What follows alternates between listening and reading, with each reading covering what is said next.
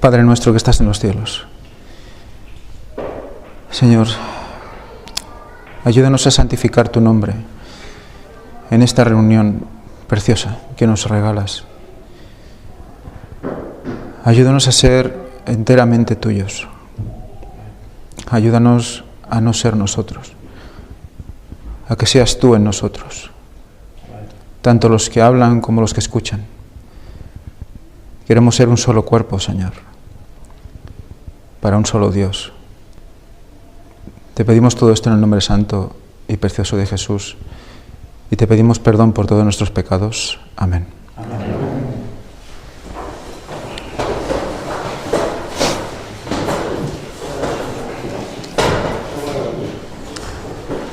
Bueno, pues siguiendo en la línea de reflexionar sobre la fiesta de tabernáculos, ¿no? Sobre por qué celebrarla también entre nosotros antes de la venida de Cristo. Vamos a ver alguna serie de, reflexiones al respecto de momentos también de la historia en las que han pasado ciertas cosas en esta época, ¿no? Y cómo han influido para que las personas estuvieran mejor preparadas para el evento más importante de la historia, ¿no? Vamos a empezar leyendo una parte del capítulo 49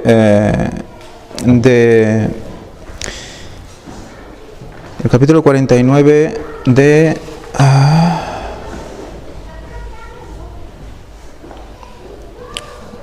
esto es Patriarcas y Profetas, creo que es, sí. O Deseo de todas las gentes, no recuerdo ahora. Lo que está claro es que es el capítulo 49, lo he cambiado tantas veces que ya no sé qué libro es. Pero bueno, dice así: la fiesta duraba 7 días. Vamos a ponernos en situación de cómo el pueblo vivía esta fiesta. La fiesta duraba 7 días y para su celebración los habitantes de Palestina, con muchos de otros países, dejaban sus casas y acudían a Jerusalén. De lejos y de cerca venía la gente, trayendo en las manos una prenda de regocijo.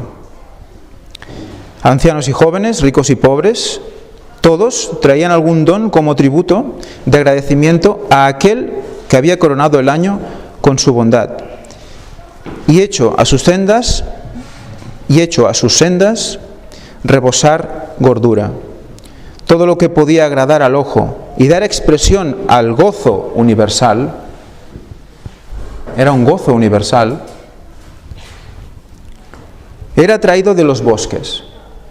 O sea, la gente iba a los bosques, salía al bosque y traía todo lo que era agradable a la vista.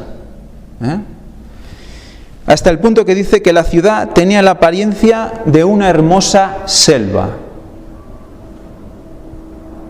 Aquí ya tenemos que empezar a imaginarnos en qué estaban convirtiendo Jerusalén. Cada uno empieza a hacerse una idea de en qué estaban convirtiendo Jerusalén. Hasta el punto de que cuando tú pasearas por la ciudad pareciera una selva. Vamos a ver eso, es muy interesante. El deseo de todas las gentes, gracias.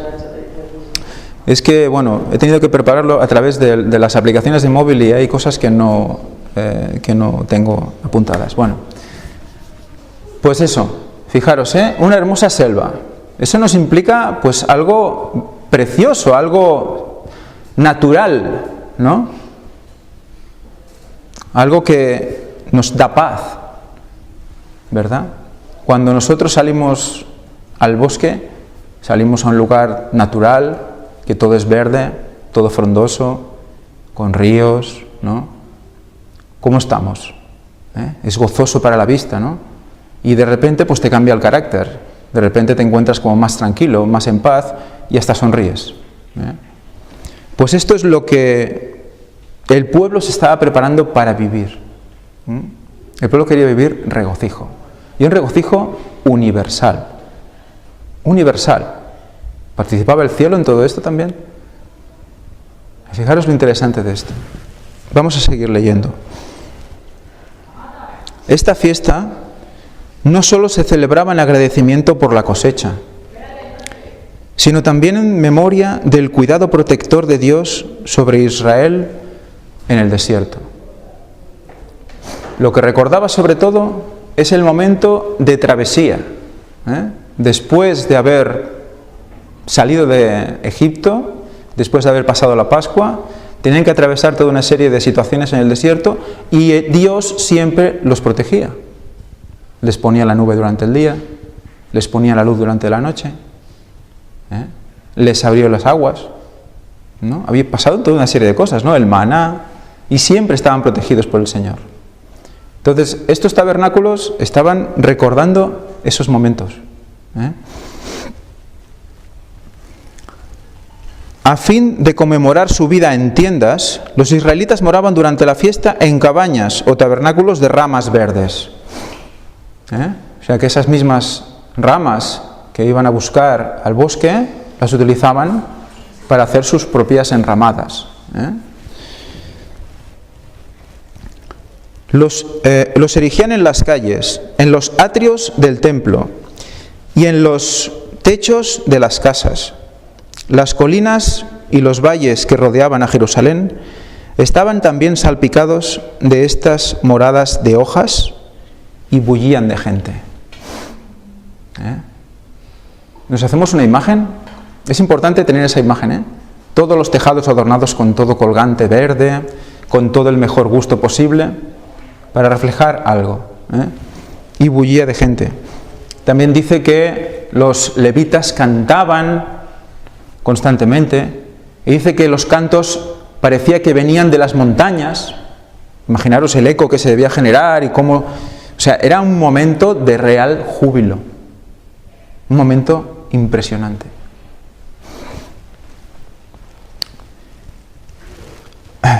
Más adelante, en el deseo de todas las gentes también, nos dice lo siguiente: con cantos sagrados y agradecimiento, los adoradores celebraban esta ocasión. Un poco antes de la fiesta, venía el día de las expiaciones. Sabéis que antes del tabernáculos, en el mes de Tishri, el mes séptimo, el primer día tenemos la fiesta de las trompetas, el 10º día tenemos Yom Kippur, el día de la expiación, y el 15º día empieza el primer día de la fiesta de tabernáculos, que dura 7 días, más un día adicional.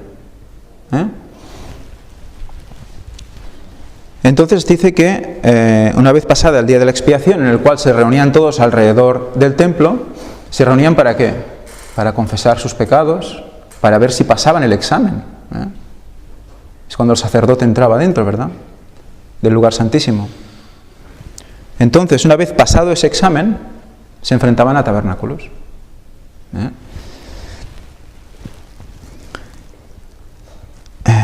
Dice, el día de las expiaciones, en el cual, después de confesar sus pecados, el pueblo era declarado en paz con el cielo.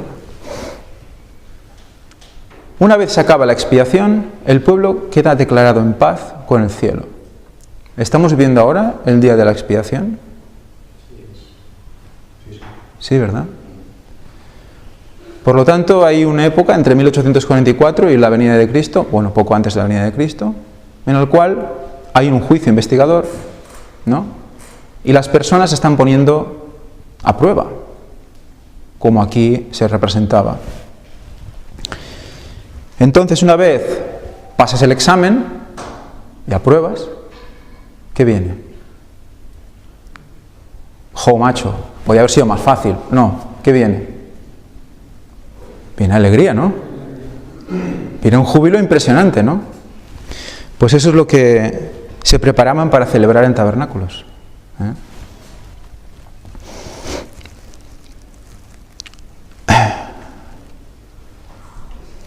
Perdón. Así quedaba preparado el regocijo de la fiesta. Es muy interesante eso de estar en paz con el cielo. También me gustaría que os quedarais con esta situación. Porque de la misma manera que en el agua nos recuerda que cuando nosotros estamos pues en proceso de santificación, todo lo que nosotros hagamos en la tierra quedará ligado para el cielo. Entonces todo lo que nosotros cerremos en la tierra será cerrado en el cielo. Cuando nosotros morimos o se acaba el tiempo, ya no hay más posibilidad de cambio. Ya no, cuando Cristo viene no te cambia.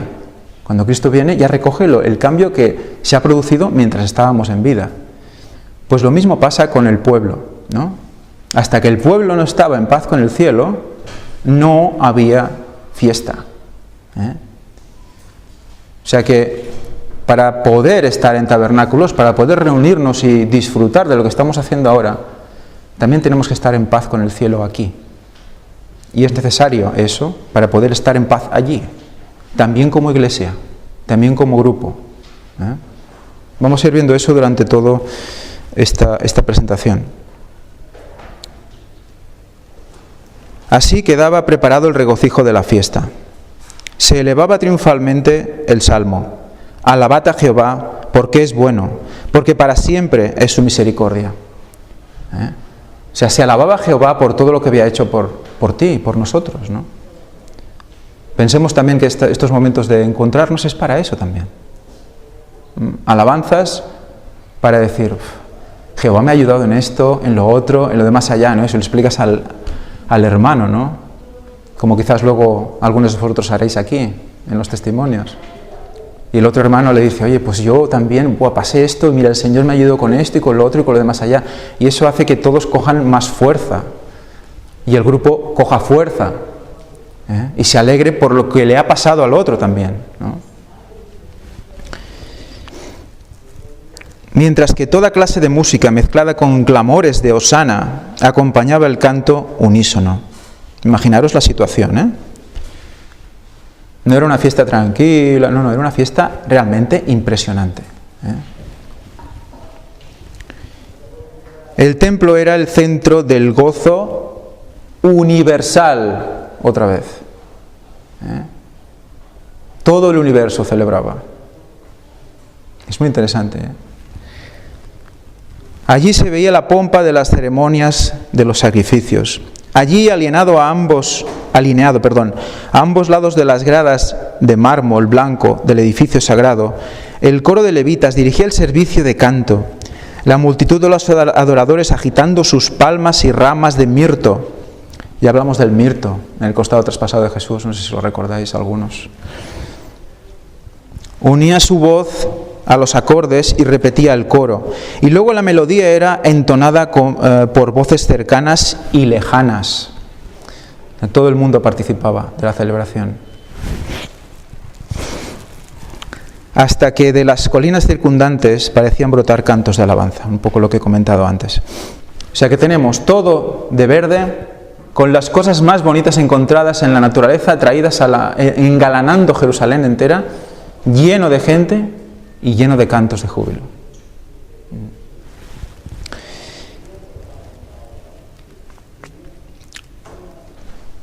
Eso implica que si ya todos estamos juntos, ya todos estamos contentos, ya todos hemos pasado ese examen, estamos siendo uno entre nosotros y con Dios.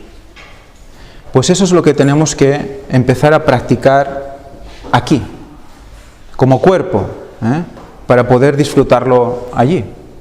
Es la única manera también de crecer personalmente. Como ha leído antes el hermano Luis, que ha dicho que si no perseveramos en reunirnos, vamos a ir perdiendo el gusto por la palabra de Dios.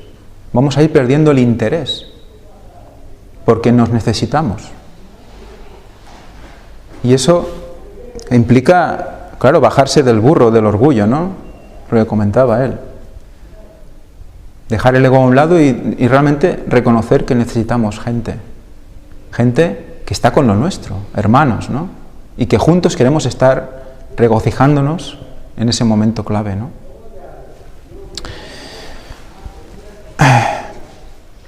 Voy a leer una cita.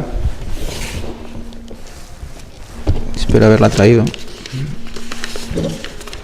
Pues no la tengo aquí. Bueno, es una cita de Elena White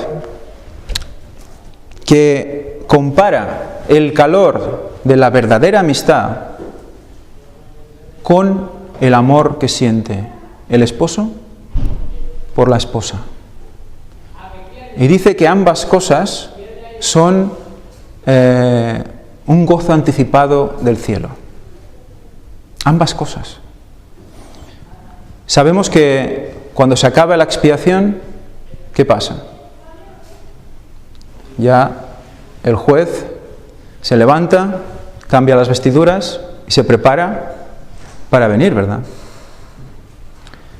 Entonces, en ese momento viene a recibir ¿a quién?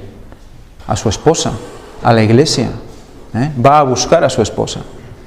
O sea, que hasta que esa esposa no está en unión, esa esposa no está ya pura, ya no ha, si esa esposa no ha comprendido que la unidad es la solución, porque si no hay unidad, tampoco habla derramamiento de la lluvia tardía.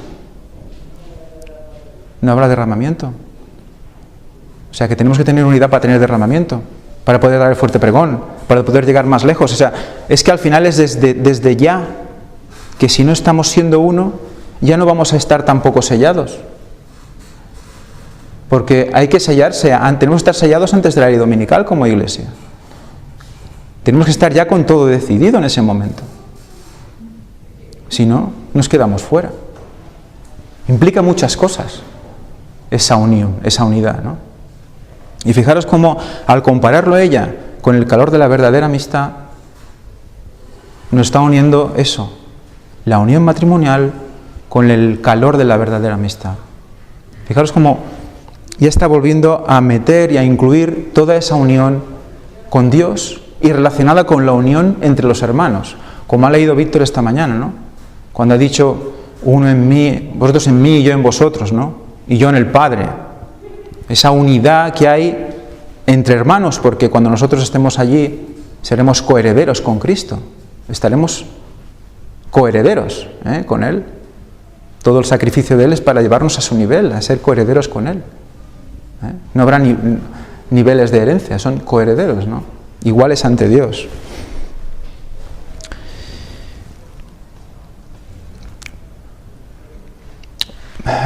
Vamos a seguir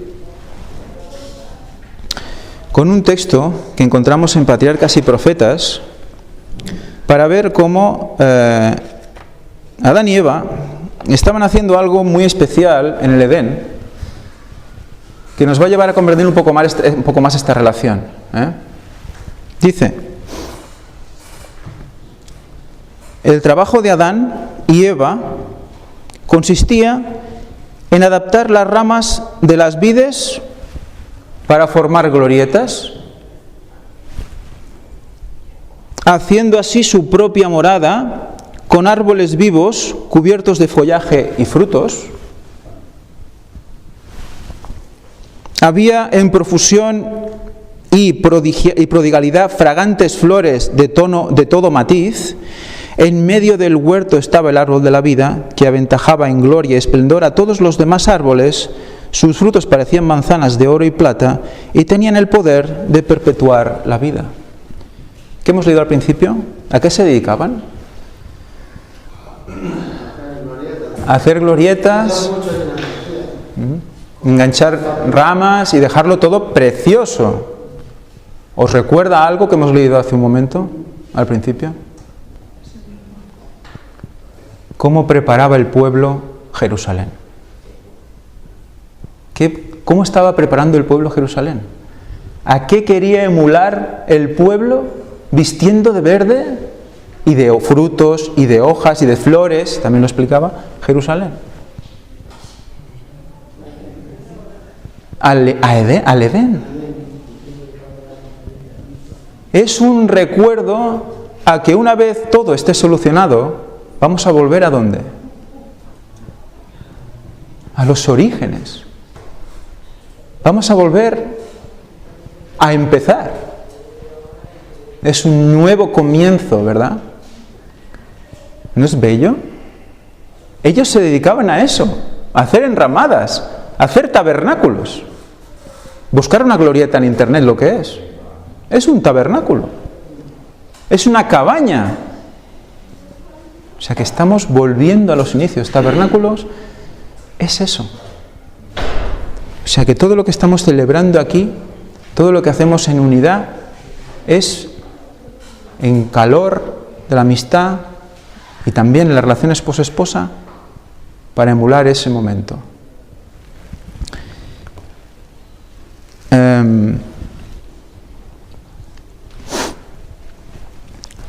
Cuando ellos estaban unidos, todo fluía, ¿verdad? Estaban juntos y tenían conversaciones con los ángeles, con el mismo Cristo, les veía asiduamente. Pero ¿qué pasó cuando se separó Eva de Adán? Para ir al árbol de la vida, al árbol del conocimiento del bien y del mal, que todo se estropeó. Esa vida especial, haciendo enramadas, se acabó.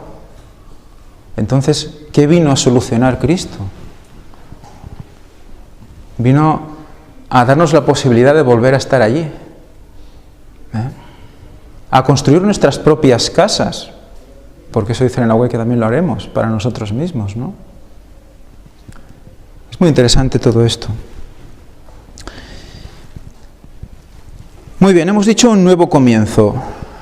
¿En qué mes se celebra tabernáculos? ¿O en qué mes de Dios?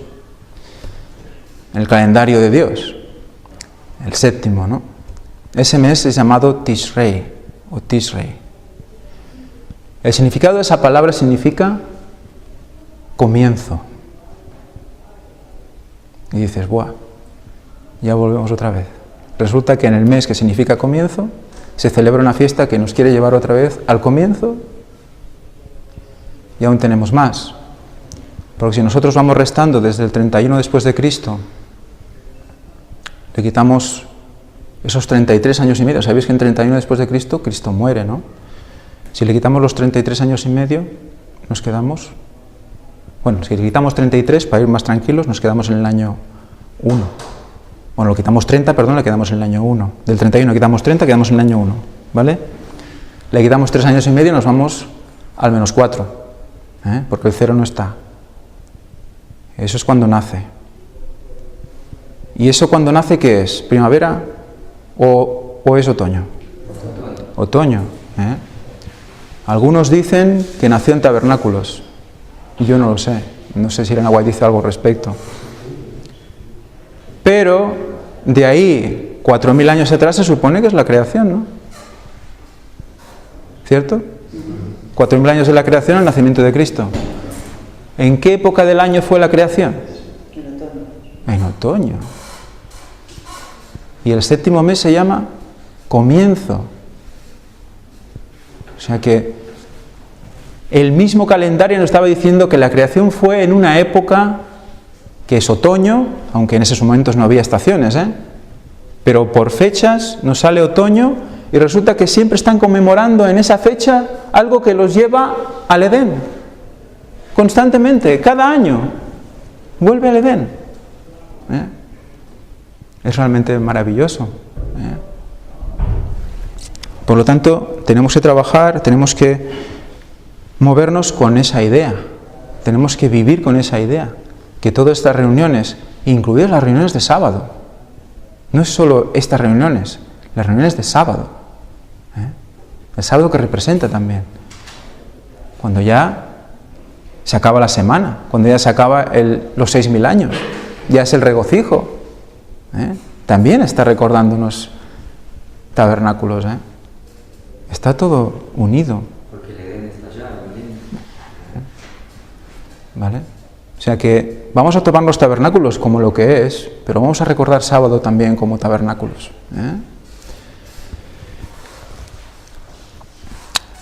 Hay otra cita de Elena White, espero encontrarla, esta la he buscado especialmente, o sea que si no la encuentro mal vamos.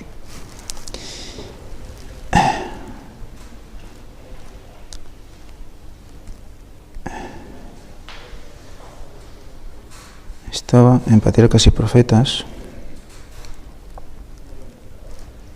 Disculpad, es que todo esto lo he tenido que hacer un poquito a última hora.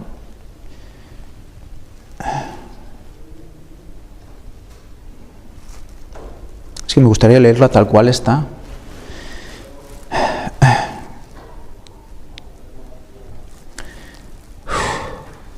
Jolín, mira que he estado un rato buscándola.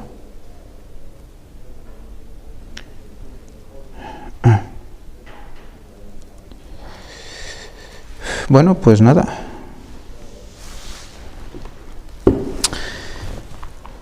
¿Qué nos viene a decir? Nos dice... Espérate, que a lo mejor la tengo aquí. Ah, mira. ¿Ves? La tenía aquí.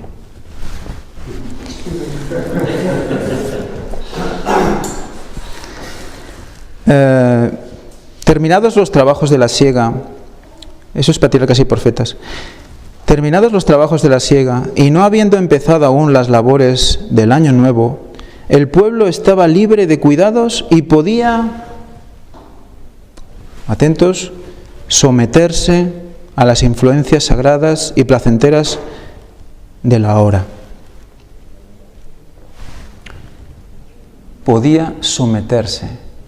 ¿Qué decía Víctor esta mañana, no? Que intentáramos dejar todo lo que teníamos pendiente para poder asistir a tabernáculos. Es muy importante eso, dejarlo todo y tener tiempo, ¿para qué? Para someterse. ¿Recordáis el tema? Esto lo sacamos en el tema del someterse, del hombre y la mujer, recordad, ¿no? Lo que realmente quiere decir someterse. La mujer respecto del hombre, es la Iglesia respecto de Cristo. ¿En qué condiciones era ese sometimiento? Solo era si el hombre era ¿qué? Como Cristo. Y no quería decir que el hombre pisara a la mujer eternamente, sino que era un mismo cuerpo y dos mentes, con roles diferentes. Fijaros lo interesante. Estamos hablando de ¿qué? Que tabernáculos, o la amistad que tenía que fluir en estos momentos, el calor de la verdadera amistad era igual a ¿qué? A la unión esposo-esposa, ¿verdad? Era el goce anticipado del cielo, por lo tanto es un tabernáculo anticipado. ¿Y cuándo se da eso? Cuando hay sometimiento, como iglesia. Entonces, si todos nos sometemos, el cuerpo se somete. Entonces dejemos aparte todas las preocupaciones y concentrémonos en someternos en estos días. En relación a lo que es someterse, vamos a leer unos textos bíblicos. Vamos a leer 2 de Crónicas 30:8, que dice: no endurezcáis, pues, ahora vuestra cerviz como vuestros padres, someteos a Jehová. Y venid a su santuario, el cual Él ha santificado para siempre. Y servid a Jehová vuestro Dios, y el ardor de su ira se apartará de vosotros. Porque hay ira divina. No dice que Dios no tiene ira, dice que Dios es tardo para la ira, pero hay ira. Entonces tenemos que seguir el camino de Dios en unidad para estar sometidos. Y entonces estaremos en el lado de las ovejas, ¿no? Como ha recordado Víctor esta mañana, no en el de los cabritos. ¿Qué más? Efesios 5:21.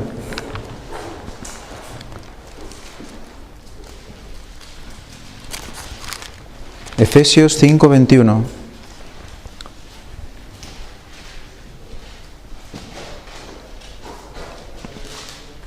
Sometiéndonos unos a otros en el temor de Dios.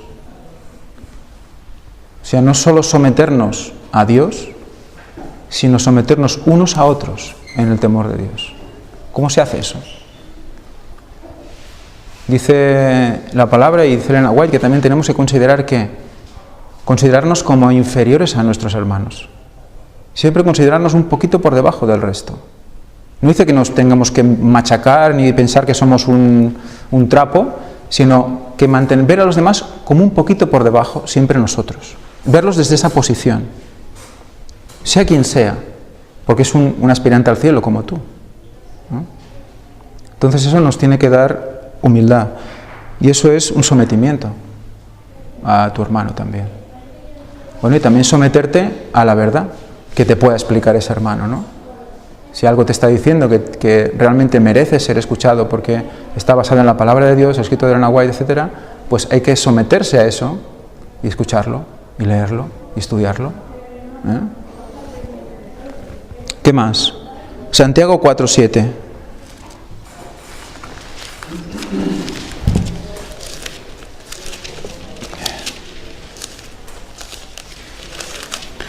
Santiago 4:7 dice: otra vez, esta edad ya no me deja ver, otra vez fija un día, hoy, diciendo pues de tanto tiempo, otra vez fija un día, hoy, ¿estoy en 4:7? Sí. Ay, estoy en Hebreos, entonces, perdón.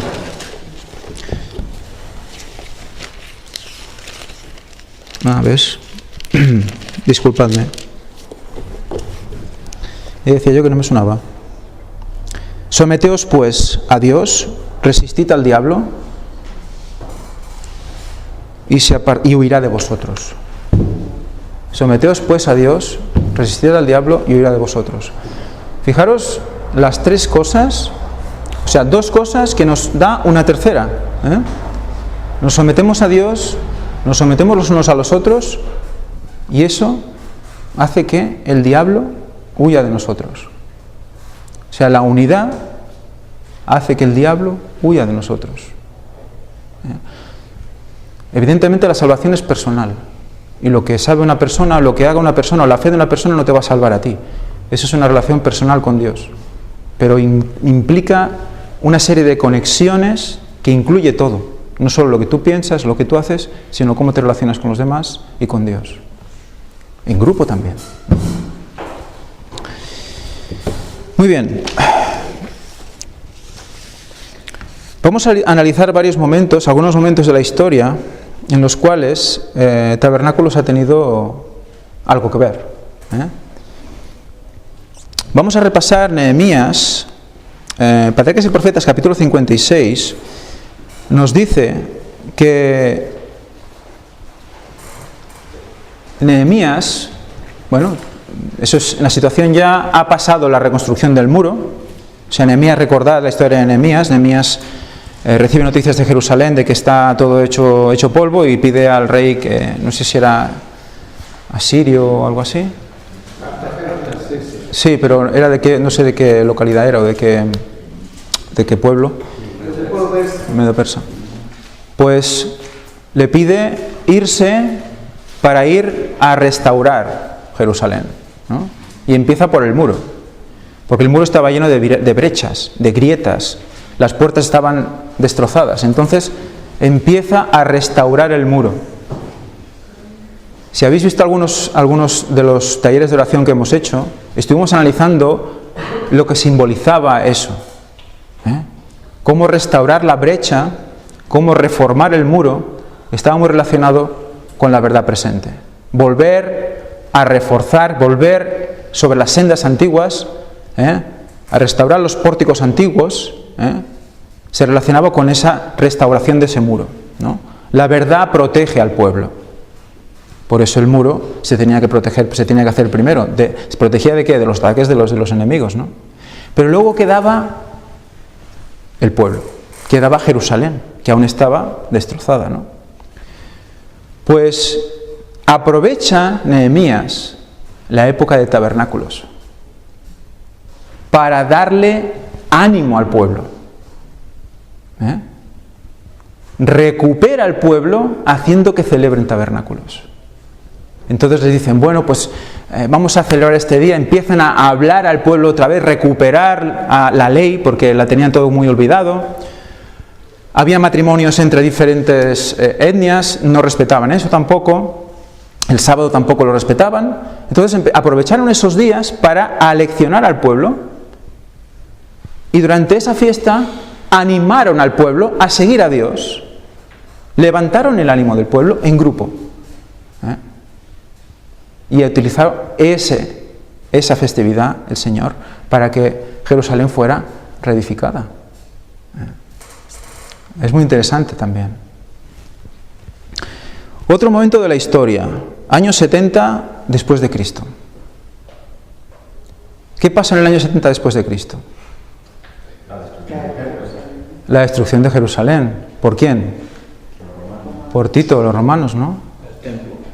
Y el templo, todo. Entonces, ¿qué pasó en el año 70?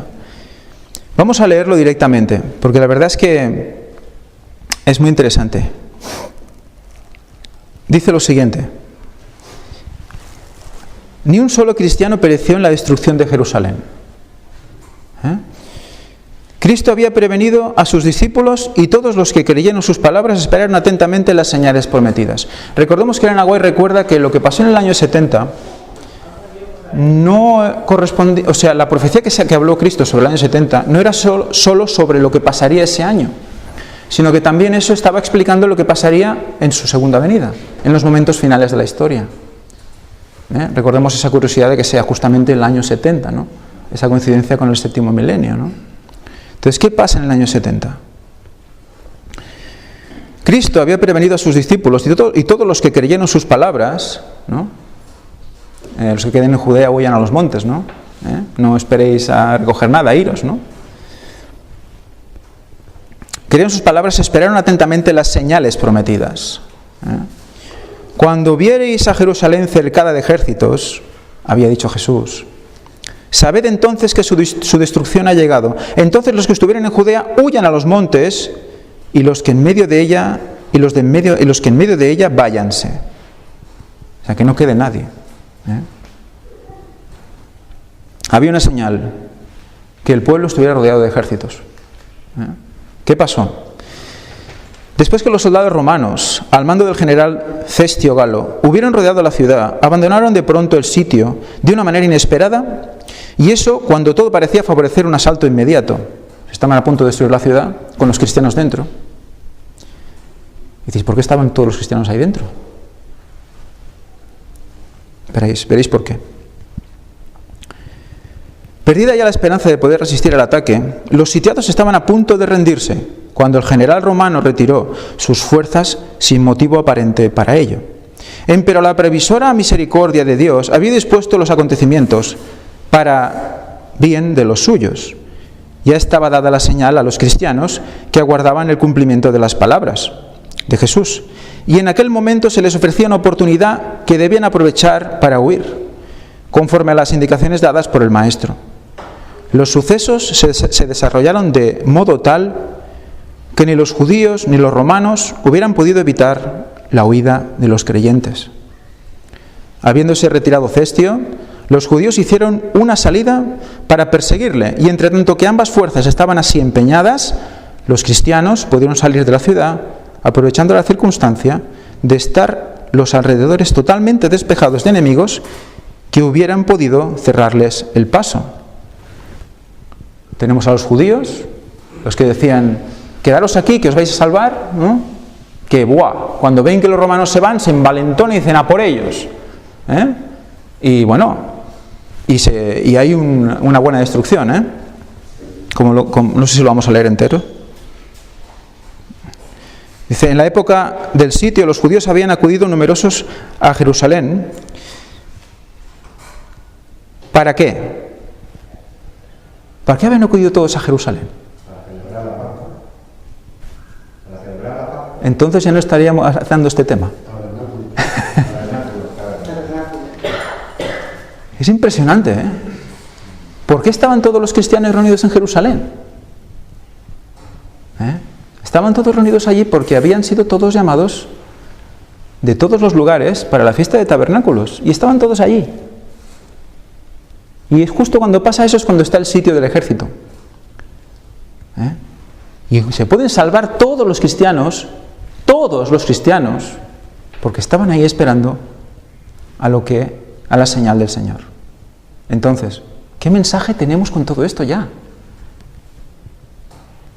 ¿Qué pasa si no estamos celebrando tabernáculos ahora? ¿Qué pasa si no estamos juntos ahora?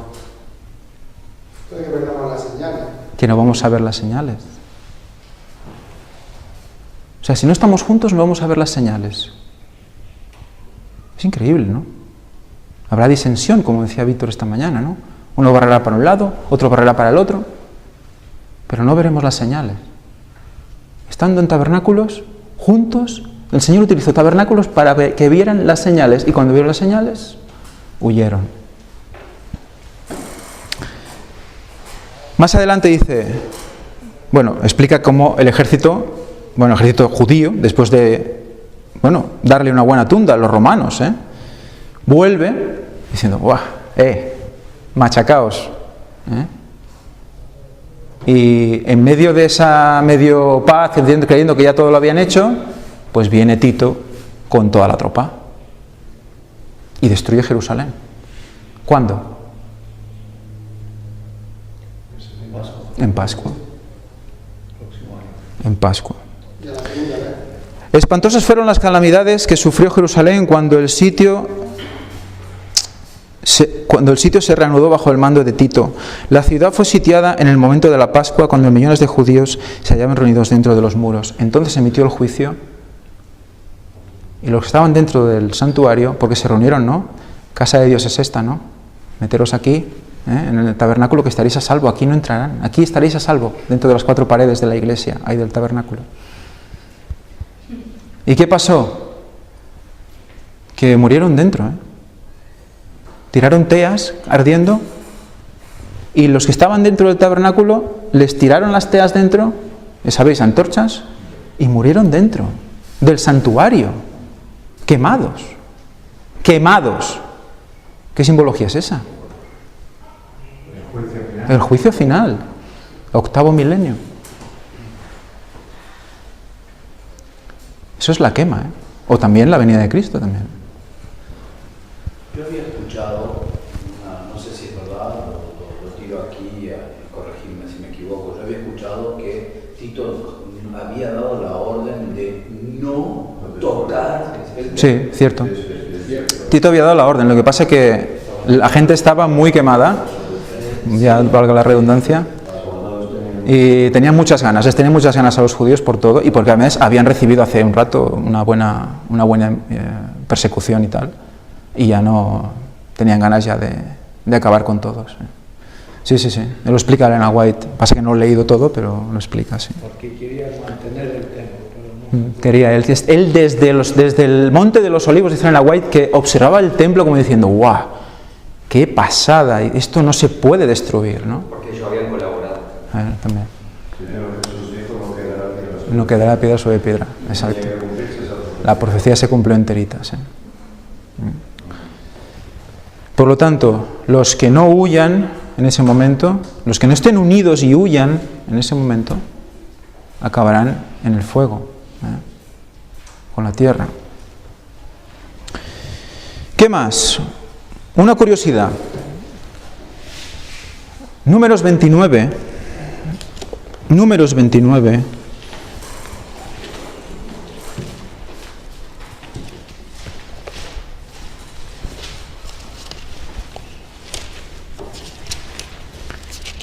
Números 29, a partir del versículo 12, la fiesta de las tiendas, o sea, la fiesta de tabernáculos, nos explica los sacrificios que se hacían en cada día. 7 días y el 8º especial aparte.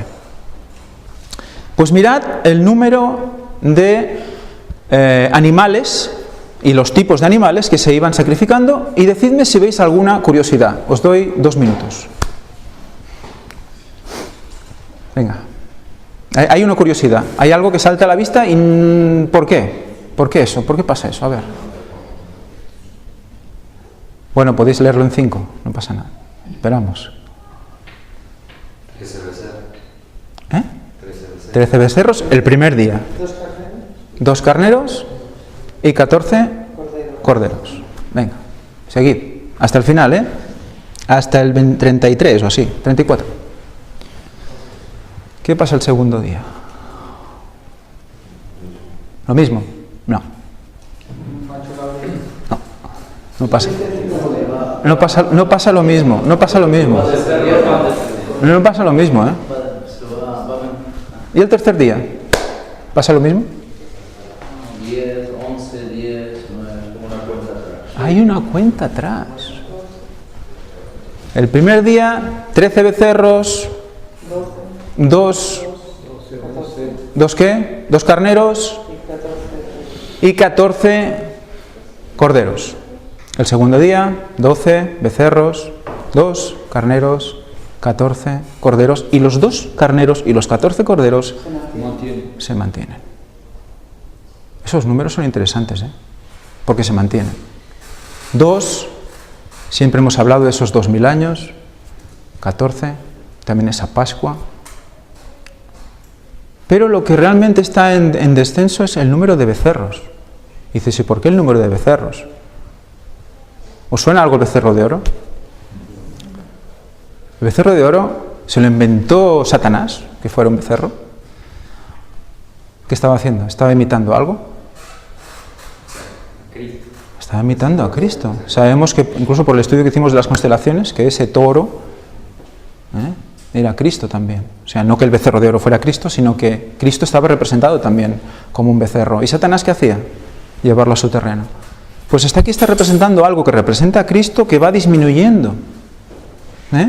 13, 12, 11, 10, 9, 8, 7. En el séptimo día de la fiesta matan 7 becerros, 2 carneros y 14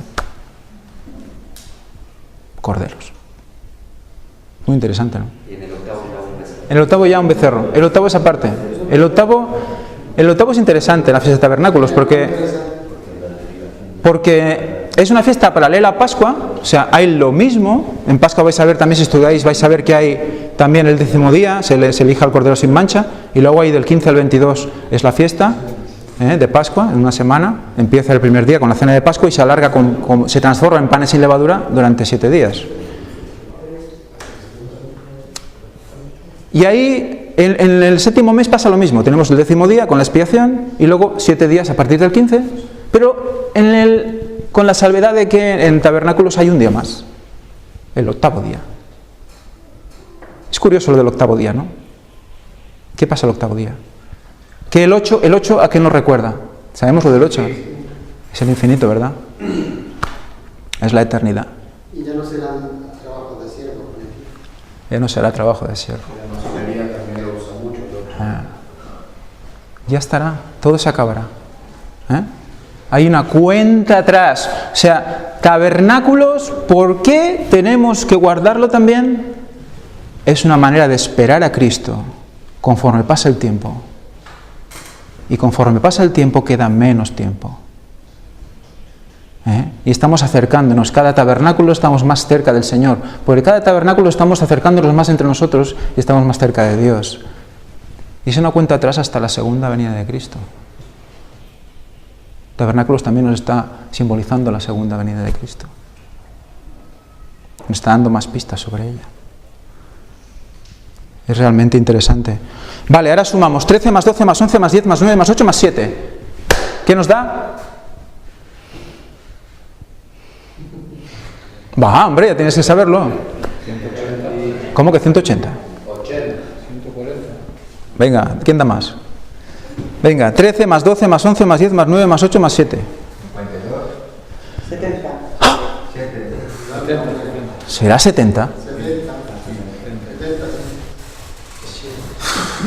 Esta mañana a las 5 de la mañana estaba dando vueltas en mi cama y empiezo 13 más 12 más 11 más 10 más 9 más 8 más 7.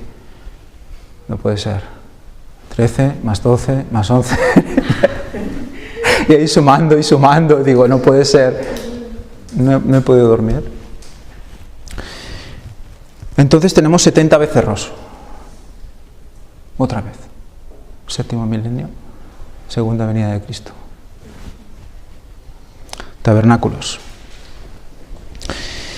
Muy bien. Después de todo esto, de tantas emociones, vamos a ver qué hizo Jesús en tabernáculos. ¿Qué hizo Jesús en tabernáculos? Vamos a leer Juan 7. Juan 7:37.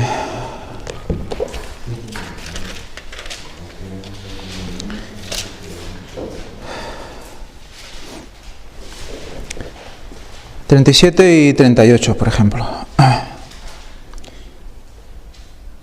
En el último y gran día de la fiesta, Jesús se puso en pie y alzó la voz, diciendo: si alguno tiene sed, venga a mí y beba. El que cree en mí, como dice la Escritura, de su interior correrán ríos de agua viva. ¿Por qué dice esto en el último gran día de la fiesta? ¿Qué fiesta era esta? Tabernáculos, tabernáculos. Recordad que antes de que pase esto, él está con sus hermanos en la casa de José, el padre, digamos, adoptivo de Jesús, ¿no? Y están todos allí, y los hermanos se engalanan para irse a la fiesta. Le dicen: ¿por qué no te vas allí y te presentas allí? Realmente demuestras lo que eres, pero allí, delante de los dirigentes, no aquí entre los 4 Galileos, ¿no? ¿Y él por qué no va? ¿Por qué no va?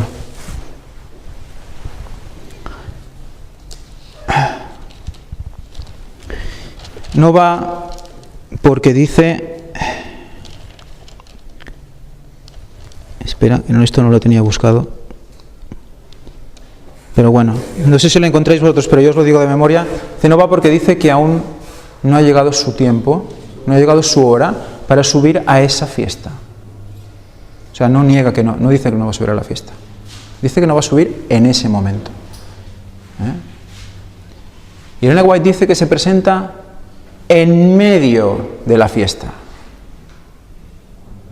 Qué curioso lo del medio. ¿Recordáis lo de que estuvimos hablando cuando analizábamos lo de Tarsis? Que el medio estaba muy ligado a Cristo, y como en ese candelero de 7 brazos, el medio era el que representaba ese cuarto, ¿no? ¿Se presentó en el cuarto día, quizás? No lo sé. Dice en medio de la fiesta. No sé si es exacto o es más o menos. Pero en medio de una fiesta de 7 días es el cuarto día. No sé si quiere decir medio de las personas, pero está claro que se presentó no el último día, porque Elena White dice que luego estuvo los siguientes días hasta el final predicando en el templo y explicándoles a las personas sobre la profecía, y todos quedaron alucinados de lo que estaba explicando. Dice: ¿cómo puede ser que una persona que no ha estudiado con los fariseos diga esto? No tiene estudios, ¿no? De hecho, todos que estaban como pendientes de saber, ¿realmente es el Mesías o es un engaño? Estaban muy dudosos, todo el mundo quería verle. Incluso habían celebrado la fiesta durante varios días, el último día ya estaban exhaustos, habían celebrado a lo bestia la fiesta, y dicen a White que estaban vacíos. No sabían exactamente por qué estaban haciendo una fiesta. Y Jesús se levanta en medio de todas estas personas hechas polvo y dice: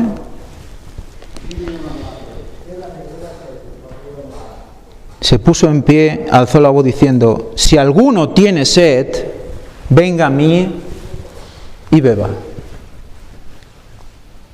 Se habían intentado rellenar de agua del mundo, de rudimentos del mundo. Venga, fiesta, todo muy bonito y tal, pero no sabían exactamente qué narices estaban haciendo. ¿Nosotros sabemos lo que estamos haciendo aquí? Si sabemos lo que estamos haciendo aquí, entonces no tenemos necesidad de estar sedientos, como ellos estaban sedientos. Tenemos que pensar que esto es un ensayo del Edén. ¿Qué se instauró en el Edén? Que dos, no recuerdo ahora cómo les llama, instituciones, ¿no? El sábado y el matrimonio.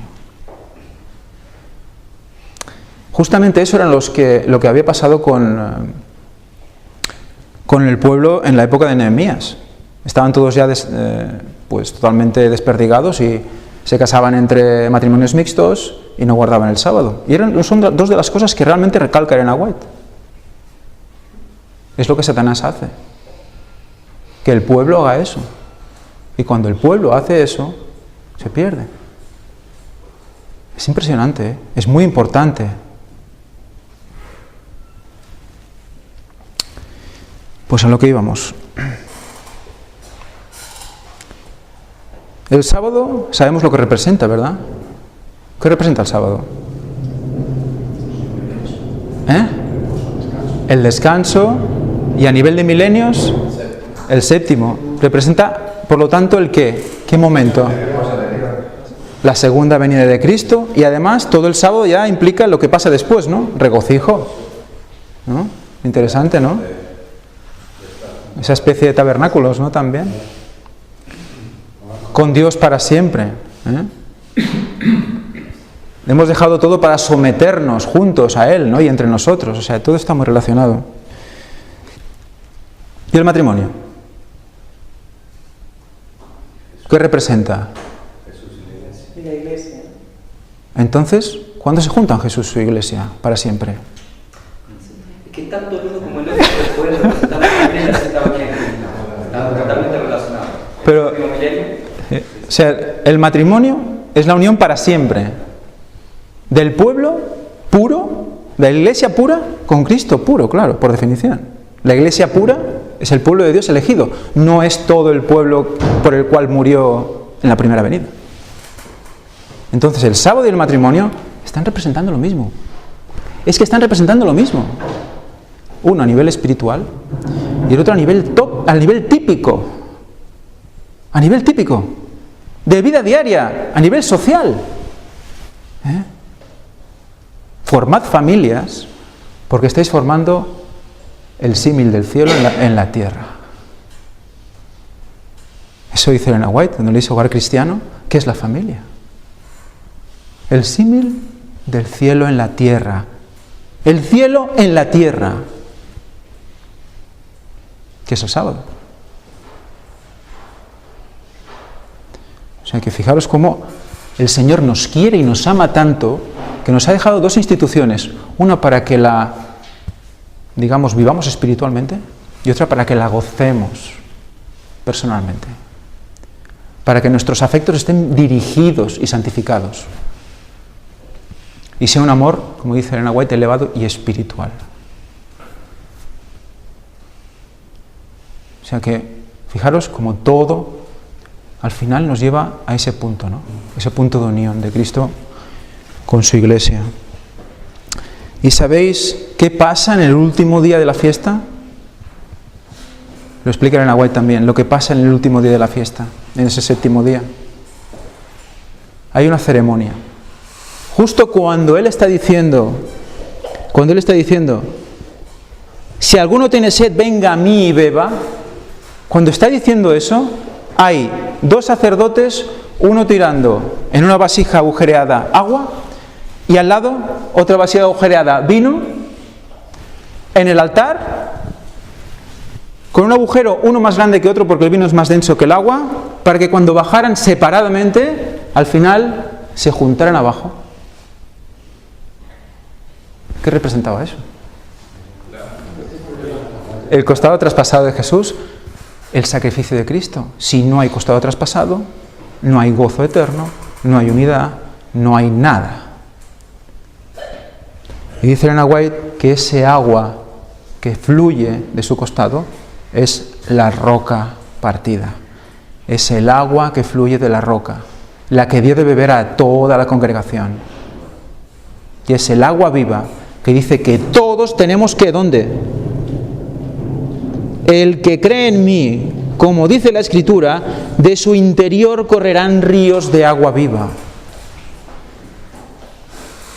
De su interior correrán ríos de agua viva. ¿Pero no corrieron del interior de Cristo?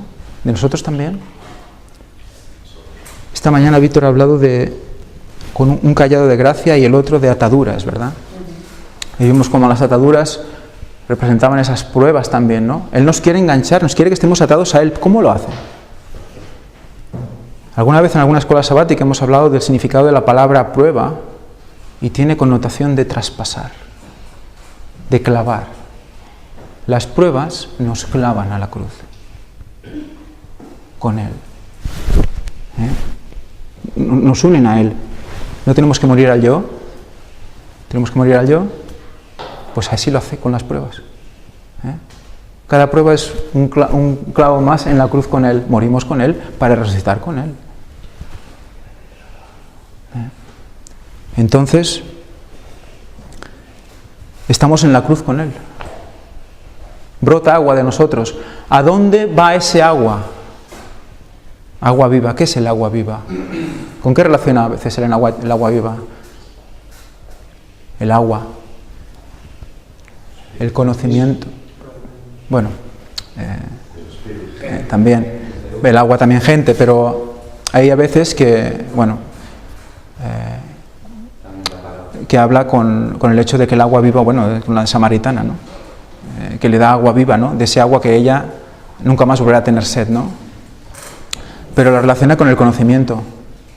O sea, si tú das ese conocimiento a los demás y fluye el agua viva, lo que decíamos hoy, ¿no? La verdad es lo que nos une, ¿no? Si no la damos a los demás, si esa verdad no está conocida, si no está pensada, si no está probada, pues entonces no va a servir. Y todo ese ofrecimiento que nos hace Cristo no va a servir para nada. En ese momento en el cual los sacerdotes tiraban esos líquidos, Cristo estaba en pie en el templo y la gente tenía que asociar las cosas. Él hablaba de agua viva cuando ellos estaban haciendo algo que ya sabían lo que representaba, en la roca en el desierto. Recordad que los sacerdotes hacen esto en memoria a la roca partida. O sea que eso, ellos lo tenían muy presente, que es lo que significaba esa roca, ¿no? ¿Y la roca quién eras? La roca. Y la roca era Cristo.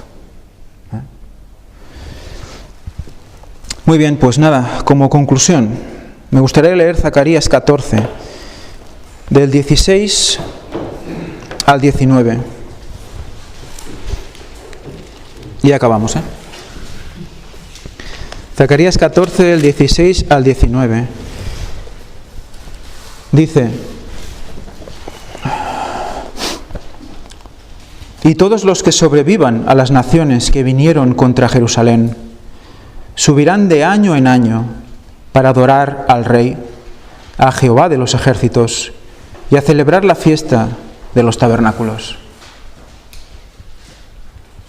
De año en año. Está hablando ya del cielo. Y acontecerá que los de las familias de la tierra que no suban a Jerusalén para adorar al Rey, Jehová de los ejércitos, no vendrá sobre ellos lluvia. No vendrá sobre ellos lluvia. ¿Qué lluvia se debe referir? El Espíritu Santo. O sea que ese agua también representa ese Espíritu Santo, ¿verdad? Lluvia. ¿Qué lluvia? La lluvia tardía. Tenemos que haber recibido la temprana también, porque si no, no podemos funcionar y llegar a la tardía. Pero fijaros, si no estamos unidos en tabernáculos, no hay lluvia tardía. No hay lluvia. ¿Y qué dice?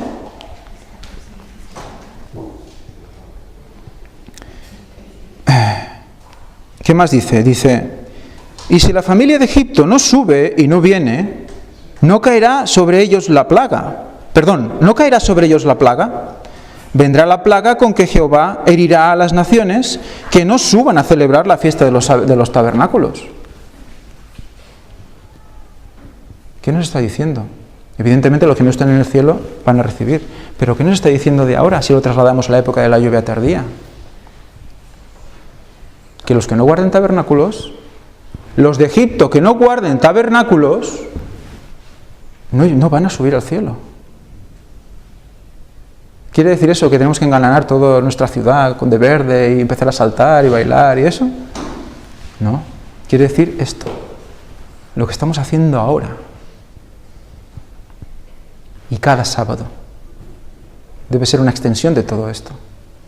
Intentar reuniros tanto como podáis. O sea, en el momento que podáis. Si falta gente, pues llamar a otra gente. Y aunque sea por internet y en salas de reunión virtual o lo que sea, reunámonos. Porque eso es una de las bases. Mucho conocimiento podemos tener, pero si no nos reunimos no nos salvamos. Ostras, se puede decir eso, ¿no? Ostras, vaya, wow, ¿no? Pues eso es evidente. Tenemos que escuchar a nuestros hermanos porque el Espíritu Santo puede hablar por cada uno de ellos. Hablen en conferencia o no hablen en conferencia. No somos nadie, los que estamos aquí, no somos más por estar aquí. Sin los que escuchan, los que hablan tampoco pueden existir.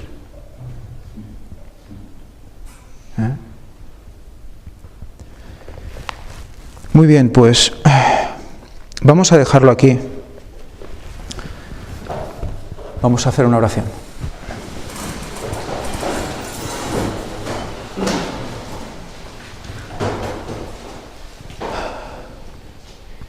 Padre nuestro que estás en los cielos,